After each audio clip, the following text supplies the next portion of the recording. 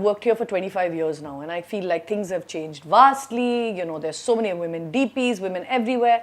It's appalling. We are so few in number, and our stories actually are so few.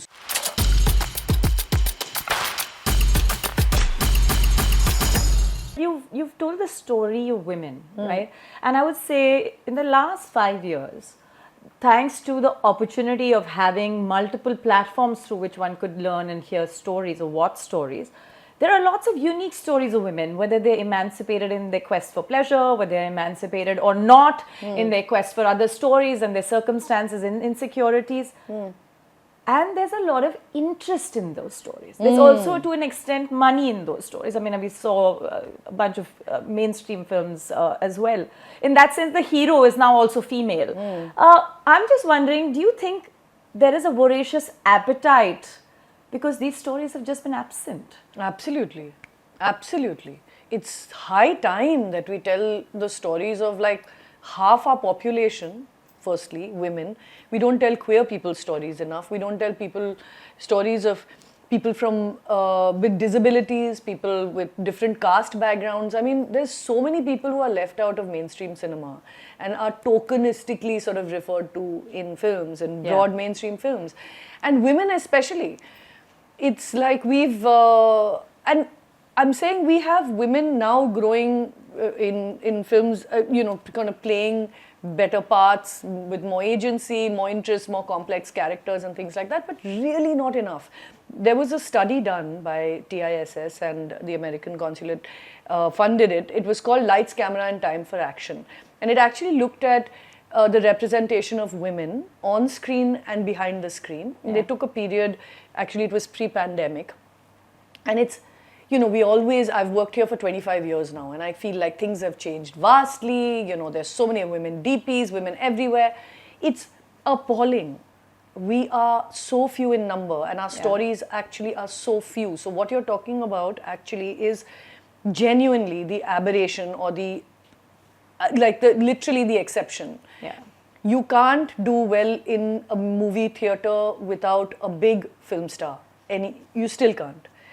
On OTT, they luckily have the, you know, freedom and privilege of telling a lot of these stories. So we have to go there. But how many people can afford OTT? Yeah.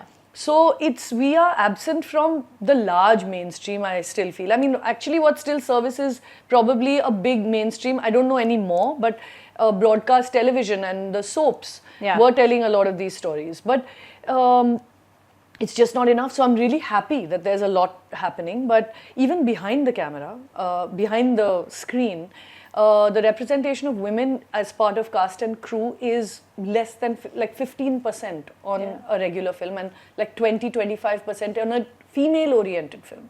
Yeah. So, so there's a long way to go, and I'm happy we've started. I mean, dur aaye, but we have a long way to go.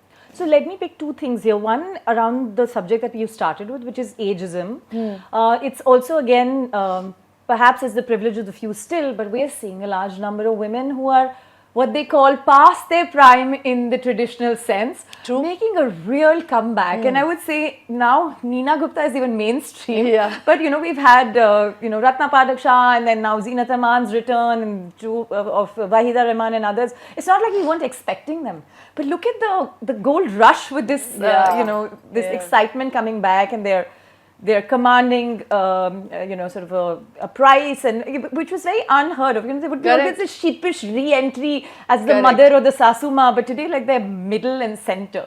So, how do you think we're breaking that whole ageism piece, and why is it that it's happening now? I think we were longing for it.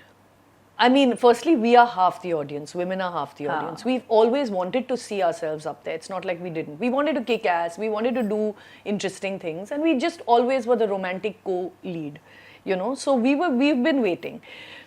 Other than that, I genuinely think that the world has opened up to us in the last 5 or 10 years with what we are watching, with things that we are seeing around the world. It is a bit of a trickle-down effect. And honestly, we want women role models, and what better than, you know, people we've admired in the past coming back and doing that for us. And not so much just role models as women who are sort of perfect in any way. Yeah, exactly. Right. I mean, And that's seeking actually agency. Absolutely. Actually, that is the most important. We've been looking for interesting women who have stories of their own that separate them from the mass and tell you that you can be interesting and different than what people have told you to be all your life. Yeah. I think that's what we've been longing for, not the idealized woman.